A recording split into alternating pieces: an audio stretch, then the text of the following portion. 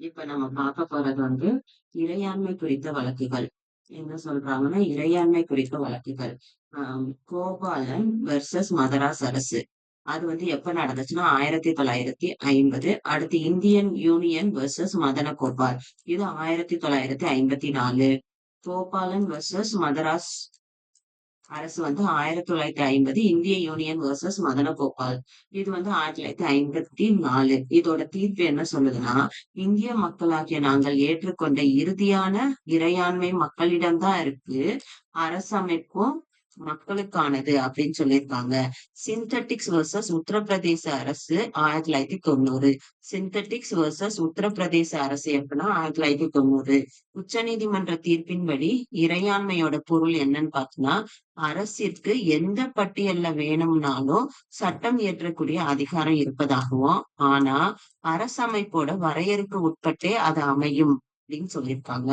Synthetics versus Uttar Pradesh அரசு 1990. அதாவது supreme court ஒரு தீர்ப்பு கொடுத்திருக்காங்க. அதுபடி என்னன்னா, இறையாண்மையோட பொருள் என்னன்னா, அரசிற்கு எந்த பட்டியல் வேணும்னாலும் சட்டம் இயற்றக்கூடிய அதிகாரம் இருப்பதாகவும், ஆனா அரசியல் அமைப்போட வரையறுக்கு உட்பட்டுதான் இது இருக்கும் அப்படின்னு சொல்லியிருக்காங்க. அடுத்து இந்திரா காந்தி வெர்சஸ் ராஜ் நாராயணன் 1975. இந்தியா என்பது இறையாண்மை பொருந்திய மக்களாட்சி குடியரசுன்னும், இதுவே அடிப்படை கூறாக அரசியலமைப்பின்படி காணப்படுகிறது அப்படின்னு கூறியிருக்கு. அடுத்து முகவுரை பற்றிய வழக்கு. பெருபாரியன் யூனியன் வழக்கு 1960. அதாவது முகவுரை அரசியலமைப்பின் பகுதி கிடையாது அப்படின்னு தீர்ப்பு வழங்கியது. இதை திருத்த முடியாது. இதை நீதிமன்றத்தால நடைமுறைப்படுத்த முடியாது. கேசவானந்த பாரதி வழக்கு வர்சஸ் கேரளா அரசுன்றது 1973. முகவுரை அரசியலமைப்போட ஒரு பகுதிதான் தீர்ப்பு. அடிப்படை கட்டமைப்பை மாத்தாம திருத்தலாம். எஸ்.ஆர். பொம்மை வழக்கு 1994 என்ன சொல்லுங்கன்னா, முகவுரை அரசியலமைப்பு ஒரு பகுதி அப்படின்னு சொல்லிச்சு. எல்ஐசி வர்சஸ் கல்வி ஆராய்ச்சி மையம் வழக்கு 1995. முகவுரை அரசியலமைப்பின் ஒருங்கிணைந்த பகுதி என்று உறுதிப்படுத்தியது எதுனா எல்ஐசி வர்சஸ் கல்வி ஆராய்ச்சி மையம் வழக்கு. நீதிமன்றத்தால் முகவுரையை நேரடியாக செயல்படுத்த முடியாது என்றது. அடுத்து முகவுரை அரசியலமைப்போட அடிப்படை கட்டமைப்பா அப்படின்னு எந்த வழக்குல தீர்ப்பு வழங்கினாங்கன்னா, கேசவானந்த பாரதி வழக்கு 1973. ஆர்டிகல் 368 படி அரசியலமைப்புல திருத்த முடியும். முகவுரை அரசியலமைப்பின் ஒரு பகுதி. அரசியலமைப்போட அடிப்படை கட்டமைப்பை மாத்தாம திருத்தணும்னு சொல்லியிருக்கு கேசவானந்த பாரதி வழக்கு. அடுத்து ராஜ் நாராயணன் வெர்சஸ் இந்திரா காந்தி வழக்கு 1975. இது ஒரு தேர்தல் வழக்கு. அடிப்படை கட்டமைப்புகள்ல முகவுரையும் ஒண்ணுன்னு சொல்லியிருக்கு. ஃபர்ஸ்ட் பெருபாரியன் வழக்கு என்ன சொல்லுது? முகவுரை அரசியலமைப்போட பகுதி கிடையாதுன்னு சொல்லியிருக்கு. நீதிமன்றத்தால் நடைமுறைப்படுத்த முடியாதுன்னு சொல்லியிருக்கு. கேசவானந்த பாரதி வழக்கு என்ன சொல்லுது? அரசியலமைப்போட ஒரு பகுதி. அடிப்படை கட்டமைப்பை மாத்தாம திருத்தலாம்னு சொல்லுது. எஸ்.ஆர். பொம்மை வழக்கு என்ன சொல்லுதுன்னா, முகவுரை அரசியலமைப்போட ஒரு பகுதின்னு சொல்லுச்சு. எல்ஐசி வர்சஸ் கல்வி ஆராய்ச்சி மையம் வழக்கு என்ன சொல்லுச்சுன்னா, முகவுரை அரசியலமைப்போட ஒருங்கிணைந்த பகுதி அப்படின்னு உறுதிப்படுத்தியச்சு. அது மட்டும் கிடையாது, நீதிமன்றத்தால முகவுரையை செயல்படுத்த முடியாது அப்படின்னு சொல்லுச்சு. அடுத்து கேசவானந்த் பாரதி வழக்கு முகவுரைய அரசியலமைப்பின் அடிப்படை கட்டமைப்பா அப்படின்றத சொல்லுச்சு. ஆமா, முகவுரை அரசியலமைப்போட ஒரு பகுதி. அரசியலமைப்போட அடிப்படை கட்டமைப்பை மாத்தாம திருத்தம் செய்யணும்னு சொல்லுச்சு. இது ராஜ் நாராயண் வெர்சஸ் இந்திரா காந்தி வழக்கோட தீர்ப்பு என்ன சொல்லுச்சுன்னா, தேர்தல் வழக்கு. அடிப்படை கட்டமைப்புகள்ல முகவுரையும் ஒண்ணு அப்படின்னு சொல்லுச்சு. அடுத்து அடிப்படை உரிமைகள் குறித்த வழக்குகள். கோபாலன் வழக்கு 1950. உச்ச நீதிமன்றம் இது எந்த இது சம்பந்தப்பட்டதுன்னா, கோபாலன் வழக்கு ஆர்டிகல் 21. இதுல சில தடைகளை விதிச்சது. அதாவது தனிப்பட்ட வாழ்க்கை சுதந்திரம். அதான ஆர்டிகல் 21 சட்ட விதிமுறைகளை மீறும் பட்சத்துல அவற்றிற்கு நாடாளுமன்றம் தடை விதிக்கலாம். சட்டமன்றத்தால் ஏற்படுத்தப்பட்ட நடைமுறைகள் இயற்கை நீதி கோட்பாடுகள் உள்ளடக்காது. என்ன சொல்றாங்கன்னா, கோபாலன் வழக்கு என்ன சொல்லுச்சுன்னா, ஆர்டிகல் 21 சில தடைகளை விதித்தது. அதாவது தனிப்பட்ட வாழ்க்கை சுதந்திரம் சட்ட விதிமுறைகளை மீறும் பட்சத்துல அதுக்கு நாடாளுமன்றத்துக்கு தடை விதிக்கலாம். சட்டத்தால் ஏற்படுத்தப்பட்ட நடைமுறைகள் இயற்கை நீதி கோட்பாடுகளை உள்ளடக்காது அப்படின்னு சொல்லுச்சு. அடுத்து சங்கரி பிரசாத் வழக்கு 1951. இதோட கருப்பொருள் என்னன்னா, நாடாளுமன்றத்துக்கு அடிப்படை உரிமைகளை திருத்தும் உரிமை உண்டா என்பதை பற்றியது. நாடாளுமன்றத்துக்கு என்னது அடிப்படை உரிமைகளை திருத்தும் உரிமை உண்டா அப்படின்றத பற்றியதாகவும் பார்ட் 3 பகுதிய திருத்தும் அதிகாரம் ஆர்டிகல் 368 கீழ் நாடாளுமன்றத்துக்கு இருக்கு. ஆர்டிகல் 13 திருத்தம் பொருந்தாது, சட்டம் மட்டுமே பொருந்தும். ஆர்டிகல் 13க்கு திருத்தம் பொருந்தாது, சட்டம் மட்டும்தான் பொருந்தும். சங்கரி பிரசாத் வழக்கு என்ன சொல்லுதுன்னா, நாடாளுமன்றத்துக்கு அடிப்படை உரிமைகளை திருத்தும் உரிமை உண்டா அப்படின்றத பத்தியது. ஆமா, பார்ட் 3 தான் அடிப்படை உரிமை பத்தியது. ஆர்டிகல் 368 கீழ் நாடாளுமன்றத்திற்கு அதிகாரம் அடிப்படை உரிமையை திருத்தும் உரிமை இருக்குன்னு சொல்லியிருக்கு. விதி 13க்கு திருத்தம் பொருந்தாது, சட்டம் மட்டும்தான் பொருந்தும். காமேஸ்வர் சிங் வழக்கு 1951. இதுலதான் ஜமீன்தாரி ஒழிப்பு சட்டம் அடிப்படை உரிமைக்கு முரண்பட்டாலும் பொது நலனுக்காக ஏற்படுத்தப்பட்ட, எனவே இந்த சட்டம் செல்லுபடியாகும். சோ காமேஸ்வர் சிங்னா ஜமீன்தாரி ஒழிப்பு சட்டம் அடிப்படை உரிமைக்கு முரண்பட்டாலும் பொது நலனுக்காக ஏற்படுத்தப்பட்ட சட்டம். அடுத்து ஜட்டன் சிங் வழக்கு 1965. 17வது சட்ட திருத்தத்துக்கு எதிராக போடப்பட்டது. அதாவது அடிப்படை உரிமையை திருத்தம் மற்றும் எடுத்துக்கொள்ளும் அதிகாரம் நாடாளுமன்றத்துக்கு இருக்கு. அதாவது ஜஜன் சிங் என்ன சொல்றாங்க, அடிப்படை உரிமையை திருத்தம் மற்றும் எடுத்துக்கொள்ளும் அதிகாரம் யாருக்கு இருக்குன்னா நாடாளுமன்றத்துக்கு இருக்குன்னு சொன்னது சஜன் சிங் வழக்கு. கோலக்நாத் வழக்கு 1967.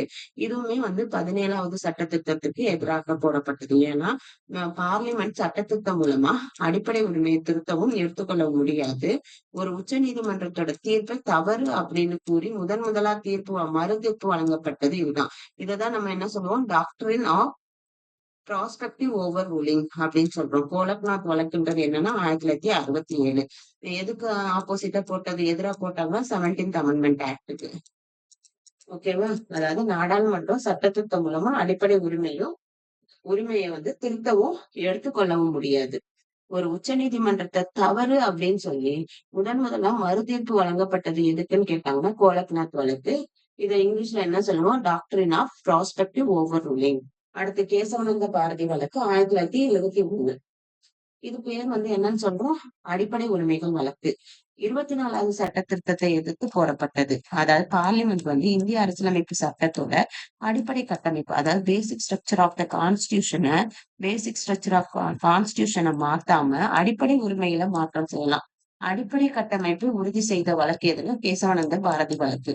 அடுத்து மேனகா காந்தி வழக்கு 1978. இதை நம்ம என்ன சொல்றோம், பாஸ்போர்ட், அதாவது தமிழ்ல கடவுச்சீட்டு வழக்கு அப்படின்னு சொல்றோம். ஆர்டிக்கல் 19ம் 21ம் ஒண்ணுக்கு ஒண்ணு தொடர்புடையது. அதாவது 21ன்றது என்ன, தனிப்பட்ட வாழ்க்கை சுதந்திரம் சட்ட விதிமுறைக்கு உட்பட்டு இருக்கும் பட்சத்துல அதுக்கு தடை கிடையாது அப்படின்றது விளங்கியது. சுப்ரீம் கோர்ட் என்ன சொல்லுதுன்னா, ஆர்டிகல் 21ல ஒரு சில டெபினிஷன் சொல்லிருக்கு. தனிப்பட்ட சுதந்திரம் அப்படின்ற பதத்திற்கு பரந்த பொருள் விளக்கத்தையும் சட்டத்தால் ஏற்படுத்தப்பட்ட நடைமுறைகள்ல இயற்கை நீதிகளுக்கு கோட்பாடுகளும் அடங்கும் அப்படின்னு சொன்னது. அதாவது மேனகா காந்தி வழக்கு 1978 என்ன வழக்குன்னு சொல்றோம், பாஸ்போர்ட் வழக்கு. விதி 19ம் 21ம் ஒண்ணுக்கு ஒண்ணு தொடர்புடையது. விதி 21ன்றதுதான் தனிப்பட்ட வாழ்க்கை சுதந்திரம். அதாவது சட்ட விதிமுறைக்கு உட்பட்டு இருக்கும் பட்சத்துல அத தடை கிடையாதுன்னு சொல்லியிருக்காங்க. ஆர்டிகல் 21 தடை கிடையாது. உச்ச நீதிமன்றம் ஆர்டிகல் 21ல சில வரையறையை கூறியது. அது என்னன்னு பார்த்தோம்னா, தனிப்பட்ட சுதந்திரம் அப்படின்றதுக்கு பதிலா பதத்திற்கு பரந்த பொருள் விளக்கத்தையும் சட்டத்தால் ஏற்படுத்தப்பட்ட நடைமுறைகள்ல இயற்கை நீதி கோட்பாடுகளும் அடங்கும் அப்படின்னு சொன்னது. அடுத்து மினர்வா மில்ஸ் வழக்கு 1980. அதாவது 42nd அமெண்ட்மெண்ட் ஆக்ட் நமக்கு தெரியும் 1976ல பிரிவு 4 இன்னொன்னு எதோ சொல்லியிருக்கோம்,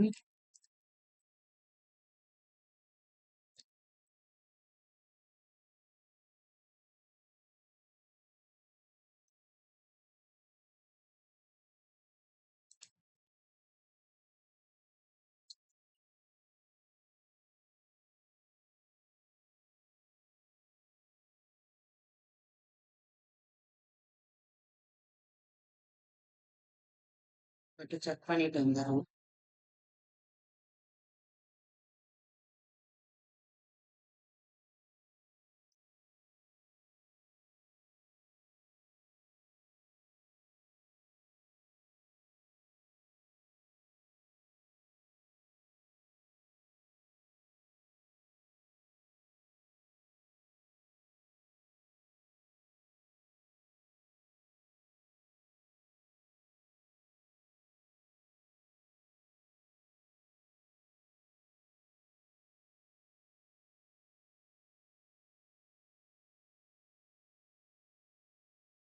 பிரிவு 55 எதிர்த்து போடப்பட்டது. 42வது சட்ட திருத்தம் 1976 பிரிவு 4 மற்றும் 55 எதிர்த்து போடப்பட்டது. அதாவது மினர்வா மில்ஸ் வழக்குல என்ன சொல்லியிருக்காங்க? ஃபண்டமெண்டல் ரைட்ஸும் டிபிஎஸ்பியும் சம முக்கியத்துவம் உடையவை. இதை திருத்த அதிகாரம் யாருக்கு கிடையாது? பார்லிமெண்ட்டுக்கு கிடையாது. அரசியலமைப்பு சட்டத்தோட அடிப்படை கட்டமைப்பை உறுதிப்படுத்தியது உச்ச நீதிமன்றத்தோட நீதி புலனாய்வு, அதாவது ஜுடிஷியல் ரிவ்யூ அதிகாரத்தை சட்ட திருத்தத்தின் மூலம் எந்த காரணத்தை கொண்டும் பறிக்க முடியாது. அரசியலமைப்பு சட்ட திருத்தம் அடிப்படை கட்டமைப்பை குலைப்பதாக இருந்துச்சுன்னா அந்த திருத்தத்தை செல்லாது அப்படின்ற தீர்ப்பு அளிக்கும் அதிகாரம் யாருக்கு இருக்கு? உச்ச நீதிமன்றத்துக்கு இருக்கு. இந்த தீர்ப்பு இன்னைக்கும் நடைமுறையில இருக்கு. என்ன சொல்றாங்க? மினர்வா மில்ஸ் வழக்குல என்ன சொல்றாங்கன்னா 42வது சட்ட திருத்தம் 1976 பிரிவு 4 55க்கு எதிராக போடப்பட்டது. அடிப்படை உரிமையும் வழிகாட்டு நெறிமுறைகளும் சம முக்கியத்துவம் உடையவை. இதை திருத்தும் அதிகாரம் நாடாளுமன்றத்துக்கு கிடையாது. அரசியலமைப்பு சட்டத்தோட அடிப்படை கட்டமைப்பை உறுதிப்படுத்தியது உச்ச நீதிமன்றத்தோட நீதி புலனாய்வு அதிகாரத்தை சட்ட திருத்தத்தின் மூலம் எந்த காரணம் கொண்டும் பறிக்க முடியாது. அரசியலமைப்பு சட்ட திருத்தம் அடிப்படை கட்டமைப்பை குலைப்பதாக இருந்துச்சுன்னா திருத்தத்தை செல்லாது அப்படின்ற தீர்ப்பு அளிக்கும் அதிகாரம் யாருக்கு இருக்கு? உச்ச நீதிமன்றத்துக்கு இருக்கு. அந்த நடைமுறை இன்னைக்கும் இருக்கு. அடுத்து இந்திரா சகானி வழக்கு 1992 எப்பன்னா விதி 16/4 நோக்கம் சரியானதா அப்படின்னு அறிய தொடரப்பட்டதான் இந்திர சகானி வழக்கு. சட்டத்தோட ஆட்சி அடிப்படை சிறப்பம்சமாக சேர்க்கப்பட்டது. ஓபிசி இடஒதுக்கீடு ஏற்கப்பட்டது. எஸ்சி எஸ்டி தாழ்த்தப்பட்டோர் பிற்படுத்தப்பட்டோருக்கு சமூக பொருளாதாரம் சமத்துவம் வழங்கப்படுறது பத்தி சொல்றதான் ஆர்டிகல் 16/4. அதோட நோக்கம் சரியானதா என அறியப்பட்டது எதுன்னு பாத்தீங்கன்னா இந்திர சகானி வழக்கு. அடுத்து பாலாஜி ராகவன் வழக்கு எதை பத்தியது? 1996 ஆர்டிகல் 18 பத்தியதுதான் பாலாஜி ராகவன் வழக்கு. அதாவது ஆர்டிகல் 18 என்னது? அதான் விருது வழங்குவாங்கல்ல, பட்டங்கள் ஒழிப்பு அது. ஆனா பாரத ரத்னா பத்ம விருதுகள் உள்ளிட்டதெல்லாம் வழங்குவது தவறு இல்லை அப்படின்னு சொன்னதுதான் பாலாஜி ராகவன் வழக்கு. இது எதோட தொடர்புடையது? விதி 18 பற்றியது. அடுத்து ஐஆர் கெய்லோ வழக்கு 2007. இது எது? ஐஆர் கெய்லோ வழக்கு. இது ரொம்ப இம்பார்ட்டன்ட், கேட்க சான்சஸ் இருக்கு. ஐஆர் கெய்லோ வழக்கு 9வது அட்டவணை வழக்கு. 9வது அட்டவணையில சேர்க்கப்பட்ட சட்டங்களை நீதி புலனாய்வு செய்யலாம் என்றது. 9வது அட்டவணையில ஏப்ரல் 24 1973க்கு அப்புறமா சேர்க்கப்பட்ட சட்டங்கள் அடிப்படை உரிமைகளை மீறினால் அவற்றை நீதி புலனாய்வுக்கு உட்படுத்தலாம் அப்படின்னு சொல்லியிருக்கு. மலங்கர சிறியக தோழிக்க கல்லூரி வழக்கு 2007. இது ஆர்டிகிள் 30 கீழே சிறுபான்மை சமூகங்களுக்கு வழங்கப்படும் உரிமை பெரும்பான்மையினரோட சமத்துவத்தை உறுதி செய்வதற்காக மட்டுமே ஆகும். சிறுபான்மையினரை மிகவும் சாதகமான வைப்பதற்காக எல்லாம் கிடையாது. அதாவது ஆர்டிகல் 30ன்றது எதுன்னு பார்த்தோம்னா சிறுபான்மை சமூகங்களுக்கு வழங்கப்படும் உரிமை பெரும்பான்மையினரோட சமத்துவத்தை உறுதி செய்வதற்காக மட்டுமே ஆகும். சிறுபான்மையினரோட மிகவும் சாதகமான நிலையில வைக்கிறதுக்காக இது கிடையாது. அதாவது ஈக்குவாலிட்டி மட்டும்தான். இவங்களோட இவங்க பெரியவங்க அப்படின்றது காமிக்கிறதுக்காக கிடையாது. சிறுபான்மை கல்வி நிறுவனங்களோட நிர்வாகிகளுக்கு முதல்வர் ஆசிரியர்கள் விரிவுரையாளர் கற்பித்தல் அல்லாத ஆசிரியர்களை நியமிக்க உரிமை வழங்கப்பட்டது. ஆனால் அந்த பதவிக்கான உரிய கல்வி தகுதியை பெற்றவர்களை மட்டுமே நியமிக்க வேண்டும். அடுத்து டிபிஎஸ்பி தொடர்பான வழக்கு என்னன்னு பார்த்தோம்னா செம்பகம் துரைராஜன் வழக்கு. அடிப்படை உரிமைகளுக்கும் அரசின் நெறிமுறை கொள்கைகளுக்கும் முரண்பாடு தோன்றுச்சுன்னா அடிப்படை உரிமை தான் மேலோங்கி நிற்போம். பிரிட்டிஷ் ஆட்சியில சென்னை மாகாணத்தில் அமல்படுத்தப்பட்ட வகுப்புவாரி இடஒதுக்கீடு கொள்கை சுதந்திர இந்திய குடியரசு செல்லாது அப்படின்ற தீர்ப்பு வழங்கப்பட்டது. இதனால ஜாதிவாரி இடஒதுக்கீட்டிற்கு சட்ட இயற்பினை வழங்க இந்திய அரசு அரசியலமைப்பு சட்டத்துல முதல் திருத்தம் கொண்டு வந்தது. அடுத்து கோலக்நாத் வழக்கு 1967.